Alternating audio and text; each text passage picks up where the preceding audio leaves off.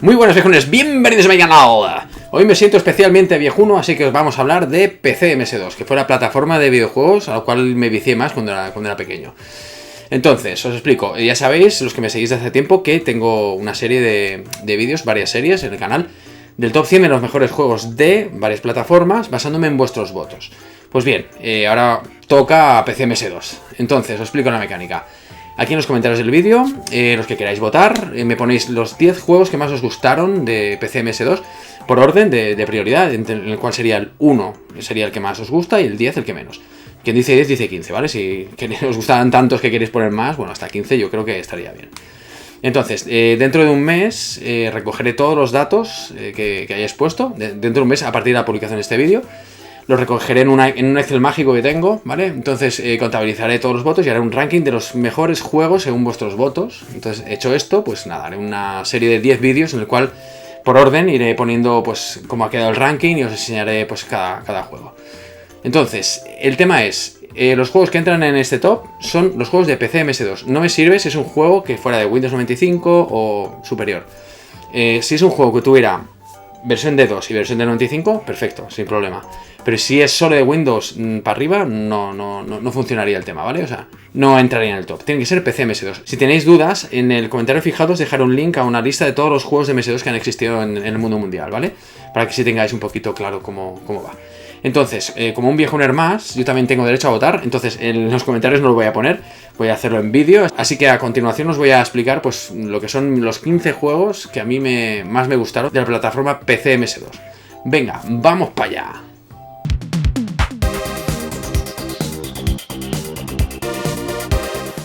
En el puesto 15 de mi lista tengo a Just Jack Rabbit, del año 94. Se trata de un juego protagonizado por un carismático conejaco antropomorfo de color verde llamado Just Jack Rabbit, el cual lucha contra el malo sobre turno, que no es otro que una tortuga llamada Dev & Shell. Este argumento es un claro guiño a la fábula de la liebre y la tortuga. Este juego fue creado por Clint Bleszinski y desarrollado por Epic Mega Games. El conejaco en cuestión era la mascota de dicha empresa. Este juego pertenece a una saga que la compusieron 2 juegos para PC y uno para consola. Este juego tiene un olorcillo noventero que tira para atrás. Son plataformas run and gun y frenético a ratos, y en algunos aspectos me recuerda vagamente a Sonic, cuando se acelera el conejo en por según qué pantallas. Los gráficos están geniales y todos los personajes están muy bien animados, con toques de humor, algunos de ellos. El complemento perfecto a este espectáculo lo tenemos con la música, una auténtica maravilla noventera que no hace más que incrementar el frenesí y la velocidad que a ratos nos proporciona este juego. Si en el top hubiera dicho de poner juegos también de Windows 95 o 98, entonces habría puesto en este lugar al Just Jack Rabbit 2, que es la segunda parte, que salió para Windows ya, como he dicho, y la verdad es que gráficamente me maravilló un poquito más que esta primera parte, pero aún así los dos son juegos que me encantan. En el 14 tengo a Heroes of the Might and Magic 2 del año 96. Fue el último juego de esta saga que apareció en MS2. Se trata de una saga de juegos de estrategia por turnos que transcurre en el universo fantástico de Might and Magic. Es un mundo medieval donde abunda la magia y la fauna típica de los juegos de rol. Ogros, goblins, trolls, de todo un poco. Todo gira en torno al mundillo creado para la saga de videojuegos Might and Magic, pero esta vez visto desde otra perspectiva. La saga Might and Magic eran juegos de rol en primera persona, mientras que Heroes of the Might and Magic controlaremos un ejército de héroes a los cuales asignaremos unas tropas, y nuestro objetivo será el de controlar la totalidad del escenario. El primer juego de la saga, la verdad es que tuvo muchísimo éxito, pero este segundo fue el que lo petó mucho más y comenzó a acaparar la legión de fans que tiene a día de hoy, entre los cuales me incluyo. Esta segunda parte aportó una banda sonora orquestal muy buena y además la jugabilidad fue mejorada con respecto a la primera entrega. Simplemente brutal este juego y ultra recomendable para pasar una tarde tranquila dándole al vicio. En el puesto número 13 tenemos SimCity 2000 del año 93, secuela del primer SimCity. ¿Qué os voy a decir que no sepáis de este juego? La verdad es que fue una mejora sustancial con respecto a la primera parte. Y además fue portado posteriormente a muchísimas plataformas como Commodore Amiga, Super NES, Nintendo 64, PlayStation 1 o Sega Saturn. La verdad es que es una pasada lo que ha perdurado este juego en la memoria de los gamers viejunos. Pensad que algunas de estas versiones salieron muchos años después de su lanzamiento original.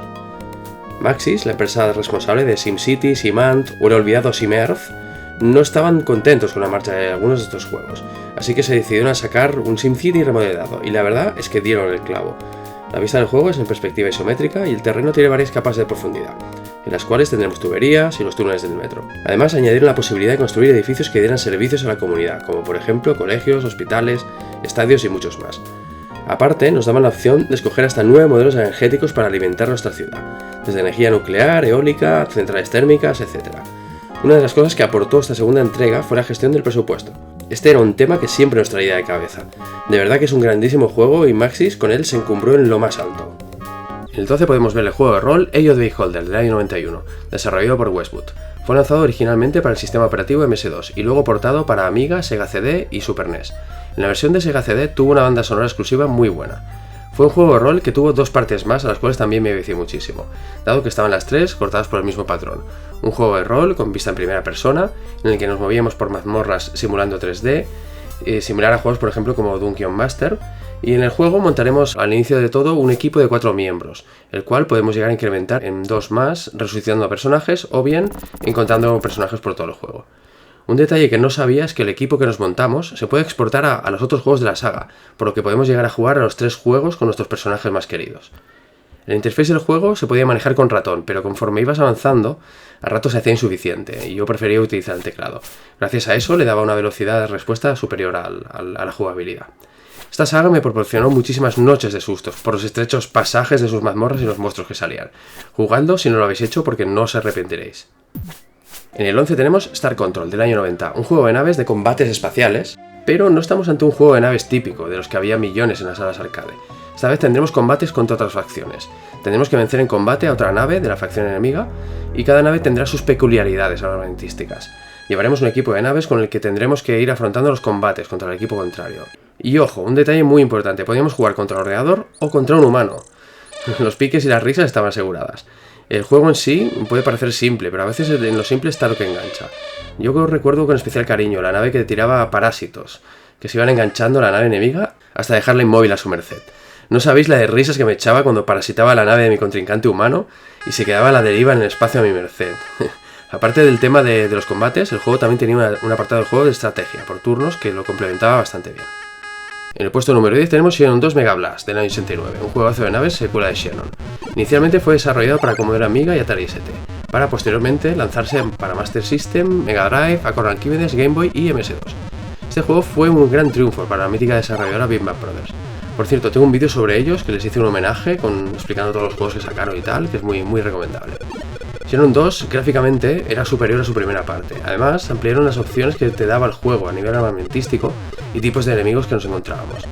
En el apartado jugable era un juego que no era nada fácil, pero aún así teníamos muchas cosas que nos podían sacar de más de un apuro. Una de ellas es que podíamos frenar el scroll del juego tirando hacia atrás de todo en el escenario. Además, algunas armas nos permitían disparar hacia atrás. En el apartado sonoro tuvieron un gran acierto al asociarse con la compañía Raiden King, para así poder dotar al juego de una banda sonora estilo dance de los 90, muy acertada. A destacar que en PC MS2 el audio no estaba nada mal para ser PC Speaker. Eso sí, si la comparamos con la versión de Commodore Amiga, era la misma banda sonora pero con una calidad de audio brutal. Este juego es perfecto para jugar con un joystick viejuno Quickshot Warrior como el que tengo yo. En el puesto número 9 tenemos Dune 2 del año 92. Amiguitos viejuners, una reverencia ante este juego de estrategia en tiempo real, que aunque no fue el primero del género, sentó las bases de los juegos que vinieron después, como por ejemplo Command & Conquer, StarCraft, Warcraft, etc. Este juego era la secuela del primer Dune, un juego que poco tenía que ver con el género de estrategia en tiempo real, pero lo que tenían en común es que se basaban en la película Dune, un peliculón de culto viejuno donde los haya. En este juego encarnaremos a un comandante de una de las 3 casas que pugnan por el control del inhóspito planeta Arrakis: los Atreides, los Harkonnen o los Ordos. En el juego tendremos que gestionar a nuestras tropas, crear construcciones y minar una sustancia muy importante que abunda en el planeta, la especia. Además de luchar contra las facciones que existen para controlar el planeta, otros peligros nos acecharán. Por ejemplo, las afloraciones de especia a veces destruirán nuestras tropas, por no decir los gusanos de arena, que se mueven por el subsuelo y en ocasiones salen para engullir las tropas de infantería. La cosa comienza a ponerse interesante. En el número 8 tenemos King Quest V del año 90, una aventura gráfica de la mítica desarrolladora Sierra. Bienvenidos a este cuento mágico hecho videojuego. Creo que es la mejor manera que se me ocurre de definir esta obra de arte. Mi primera toma de contacto con King Quest V fue cuando nos enseñaron a unos amigos y a mí una demo del juego, en la cual casi no podíamos ni interactuar. Pero esto no pudo evitar que mis amigos y yo nos quedáramos totalmente atrapados y absortos mirando como si de una película se tratara. Fue verdaderamente un momento mágico, de esos que nunca se olvidan. Este juego se trata de una aventura gráfica que salió para MS2 en 2 versiones, 16 y 256 colores. El motor utilizado era el mismo que el de infinidad de aventuras gráficas de Sierra. El argumento narraba la historia del rey Graham, de la familia real de Daventry, el cual de golpe ve desaparecer el castillo donde vive con su familia. Es entonces cuando un búho llamado Cedric le explica que todo es obra de un brujo malvado. Y aquí comienzan nuestras aventuras. Técnicamente, bajo mi punto de vista, era sublime en todos los aspectos. Los diseños de las pantallas eran auténticas obras de arte en sí mismas.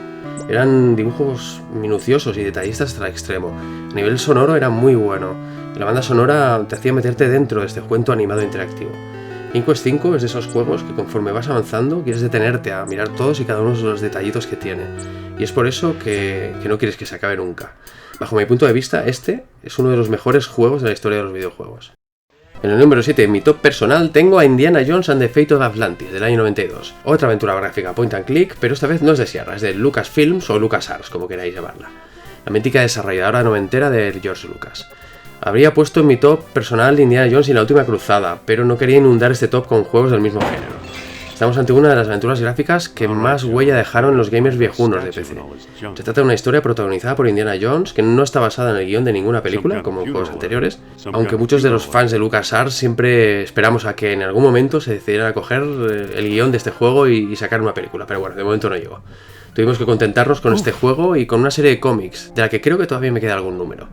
En esta historia encarnaremos a Indiana Jones, que esta vez no estará solo, tendrá una compañera llamada Sophia Hapgood, una especie de arqueóloga o medium, un híbrido entre las dos. Entre los dos intentarán desentrañar uno de los misterios más grandes que existen, la ubicación de la mítica Atlántida. En esta aventura se enfrentarán al enemigo de siempre, los nazis, los cuales están muy interesados en encontrar la Atlántida por un mineral llamado orichalcum, el cual tiene propiedades energéticas que les interesan muchísimo para sus objetivos malignos. El argumento da mucho juego para tener una aventura apasionante como la que es. A nivel de gráficos está a un nivel brutal. Al mismo nivel diría yo que Monkey Island 2. La calidad que tiene es incuestionable y a nivel sonoro está en consonancia con los gráficos. La banda sonora es genial, con toques típicos de la melodía de Indiana Jones, a ratos, y con el sistema iMuse, que también tenía Monkey Island 2. Este sistema permitía al juego cambiar la música suavemente cuando cambiamos de ubicación, de una manera muy suave para que no notáramos la transición. Estoy seguro que casi todos los viejuners lo han jugado, pero si no es así, ¿a qué esperáis? Merece muchísimo la pena este juego. En el puesto número 6 tenemos Prince of Persia, del año 90, un juego de plataformas que me marcó. Me marcó por su sencillez, por su movimiento brutalmente realista para lo que se veía en aquel momento.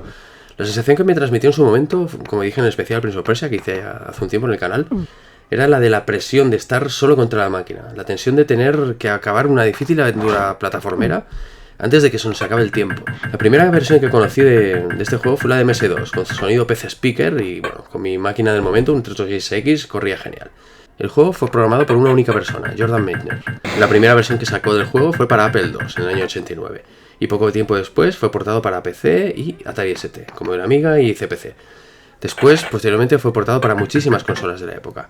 Lo que más destacaba de este juego eran las animaciones. Jordan usó una técnica ya conocida en medios como el cine, llamada rotoscopia. Consistía en grabar una secuencia en movimiento de un personaje y después, fotograma a fotograma, ir calcando la secuencia en dibujos.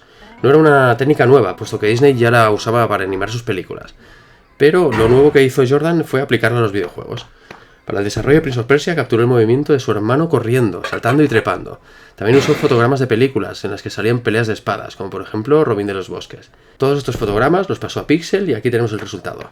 Sacaron una segunda parte con muchísimas mejoras gráficas, pero yo creo que el primer Prince of Persia siempre tendrá un hueco especial en mi corazón viejuno. En el 5 tenemos a Doom 2 del año 95, segunda entrega del juego que prácticamente se puede decir que inició el género de los FPS, con el permiso de Wolfenstein 3D y alguno anterior. Fue una mejora sustancial de Doom 1 y argumentalmente fue continuación directa. La acción transcurre en el planeta Tierra, y aquí me pongo en modo pixel to pixel. La Tierra se convierte en un planeta plagado de criaturas demoníacas sedientas de sangre, debido a la abertura de un portal dimensional que abre una vía directa al infierno y a que pasen a esta dimensión dichas criaturas. Bueno, continúo. El juego constaba de 30 niveles y 2 niveles secretos, réplicas del mítico Wolfenstein 3D. Doom 2 introduce algunos cambios con respecto al primero. Por ejemplo, la introducción del arma Super Shotgun, bueno, la escopeta de 2 cañones de toda la vida. También añadieron un nuevo ítem de ayuda que aumenta la armadura y la salud al 200%. Además, añadieron nuevas criaturas como el Pain Elemental, el Revenant, el Mancubus y bueno, muchos bichos más. Tanto Doom 1 como Doom 2, bajo mi punto de vista, nos lograron enganchar gracias a la atmósfera que se creaba de incertidumbre con lo que se te venía encima. En cualquier esquina te podías saltar algún bicho y pegarte un susto para intentar aniquilarte. Esta sensación, bajo mi punto de vista, se fue perdiendo en entregas posteriores de la saga. Doom 3, por ejemplo, sí que la mantuvo un poco, Pero todo lo que ha venido después, aunque son grandísimos juegos, yo creo que no se pueden comparar con lo que transmitían estos dos mitos del género de los FPS. En el puesto número 4 tenemos Quake, del año 96. Los chicos de ID Software lo volvieron a hacer. Otro juego mítico dentro del género FPS. Quake supuso otra revolución del género. El juego íntegramente estaba hecho en 3D, tanto personajes y enemigos como el escenario. No era una simulación con 3D como hasta ahora. Aparte de que los personajes ya no estaban hechos con sprites 2D. Gratos recuerdos me trae este juego cuando en el aula de informática del instituto, con mis compañeros del ciclo de grado superior, nos viciábamos como si no hubiera un mañana. Disfrutábamos muchísimo con el modo multijugador que tenía para red local. La verdad es que funcionaba genial. Aparte de las novedades gráficas que lleva el juego, incorporó una tecnología de iluminación que le añadió un realismo increíble a los gráficos. El motor gráfico que desarrollaron para crear el juego era uno de los más realistas en lo que a física se trataba. Si habéis visto el maravilloso vídeo que os he puesto aquí arriba de mi PC Master Race noventero, podréis disfrutar de mi PC Master Race de los 90 o 2000. Podréis disfrutar de la pinta que tenía GL Quake. Fue una versión de Quake que lanzaron posterior a la original, que era especialmente diseñada para tarjetas 3D FX. Si no lo habéis probado, os recomiendo que lo probéis porque lleva a otro nivel el juego. La verdad es que es impresionante. En el puesto número 3 tenemos el juego al cual he jugado más en mi vida con diferencia, Civilization 1, del año 91. Es un videojuego de estrategia por turnos creado por Sid Meier y publicado por Microprose para varias plataformas: DOS, Windows, Apple, Amiga, Atari y Super NES. Este adictivo juego se trataba de dirigir el avance de una civilización desde sus principios hasta conseguir abandonar el planeta a bordo de una nave espacial, para luego dirigirse a otro planeta a iniciar otra vez el proceso. Pero esto ya no pasaba en el juego este, era otro que salió después. Se podía escoger o jugar en un terreno réplica del planeta Tierra, con todos sus continentes y tal, u otro generado aleatoriamente, lo cual le daba una rejugabilidad al juego infinita. Una vez iniciada nuestra primera ciudad, comenzamos a tomar decisiones sobre la dirección de las investigaciones científicas que era nuestra civilización, desde las tecnologías más primitivas hasta iniciar una aventura espacial. La base de todo era la creación de ciudades. En ellas podemos ir creando infraestructuras, crear tropas para defendernos o atacar, y además crear las maravillas del mundo, para ganar notoriedad como civilización, así como algunas ventajas. También podíamos escoger el tipo de gobierno, por ejemplo, despotismo, monarquía, democracia. Todo esto condicionaba cosas como, por ejemplo, las relaciones diplomáticas con nuestros contrincantes. Después de este Civilization 1 han venido infinidad de secuelas, todas y cada una de ellas aportando mejoras, tanto gráficas como de jugabilidad. Pero bajo mi punto de vista, como el primer Civilization, no hay ninguno. En el puesto número 2 podemos ver un mono de 3 cabezas. Sí, amiguitos. Con esta entrada no puede ser otro que The Secret of Monkey Island, del año 90. Una aventura gráfica de LucasArts o Lucasfilms, como queráis decirlo, que me encanta por tantos motivos que estoy por hacer un monográfico de varias horas algún día en el canal sobre el tema. La clave para crear un juego increíble como este es meter en una coctelera un pelo de barba de un pirata zombie, un litro de buen grog añejo y a 3 personas: Ron Gilbert, Tim Schafer y Dave Grossman. Se agita 3 veces y lo que sale es una aventura gráfica inolvidable como The Secret of Monkey Island. En esta aventura encarnaremos a Guybrush Threepwood, un joven con un nombre peculiar que intenta introducirse en un universo piratesco con un solo objetivo: convertirse en el pirata más temido del Mar Caribe, enfrentándose a todos los contratiempos originados por las malas artes del malvado pirata LeChuck. Y además, en esta aventura tendrá tiempo también para el amor, dado que conocerá a su amada gobernadora de la isla Melee, Elaine Marley. Hablando del apartado técnico, el juego no está mal a nivel de gráficos teniendo en cuenta el año en el que salió. Sobre todo la versión 256 colores está bastante bien, bastante mejor que la de 16 colores. La música también estaba bastante bien ambientada para las piratescas situaciones que viviríamos en esta aventura. Pero lo mejor de este juego no es el apartado técnico, son las situaciones planteadas, situaciones salpicadas de un humor muy sarcástico que consiguió algo que pocos juegos consiguen, que perduren en nuestros cerebros viejunos hasta nuestros días. La pelea de insultos, la escena de Guybrush en el fondo del mar aguantando el aire, el pollo con la polea en medio. No sé, es que hay tantas situaciones que nos hicieron sacar una sonrisa que no acabaría nunca de enumerarlas. ¿Y qué decir de los personajes? Recuerdo con muchísimo cariño a Stan, el comercial vende todo, parodia del típico vendedor de coches usados estadounidense, que es capaz de vender hasta su propia madre con tal de hacer un buen negocio. Y por último, en el número 1, a riesgo de ser pesado con las aventuras gráficas, he puesto a Monkey Island 2, de LeChuck Revenge, del año 92, secuela de The Secret of Monkey Island. LucasArts repitió la fórmula que tan bien les funcionó con la primera entrega de la saga. Usaron el mismo motor, el famoso Scum, y también contaron con Ron Gilbert, Tim Schafer y Dave Grossman en el desarrollo del juego. El resultado fue volver a hacer un juego irrepetible y maravilloso, esta vez con gráficos mejorados y con el sistema de música dinámica y muse, que también usaron en más juegos como Indiana Jones and the Fate of Atlantis. En esta aventura encarnaremos de nuevo a Guybrush Threepwood, pero esta vez ya convertido en un pirata de pelo en pecho, y rico hasta las trancas, pero estas riquezas le duran poco, dado que tiene nada más empezar un encontronazo con Largo la Grande, el perrito faldero del pirata LeChuck, que por cierto es muy peligroso, dado que logra traer de nuevo a LeChuck en forma fantasmal, con unas ansias enfermizas de venganza contra el protagonista. En fin, si la primera parte me encantó, esta me volvió a enamorar. La verdad es que incluso me gusta más que la primera, aunque ciertas bromas y ciertas situaciones que se dan me gustan más de Secret of Monkey Island. La verdad es que se nota que la gente que está detrás de esta aventura gráfica son los mismos que estaban para la primera parte. Por cierto, Ron Gilbert hace muy poco sacó una aventura gráfica llamada Thimbleweed Park que bebe de la esencia de Monkey Island y os la recomiendo totalmente. Pues nada, hasta aquí mi top personal. Espero vuestros votos con ansiedad viejuna. Nos vemos en el próximo vídeo. ¡Hasta luego, Lucas!